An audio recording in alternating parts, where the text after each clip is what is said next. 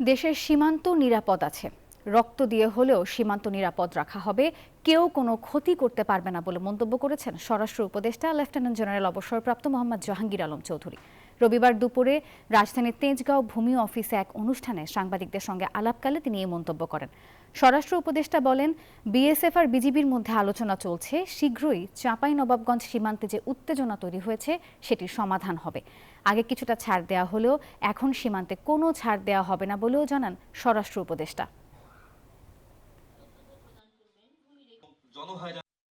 BSF এবং বিজিবির ভিতর আলোচনার মাধ্যমে এটা একটা সমাধান হয়ে গেছে।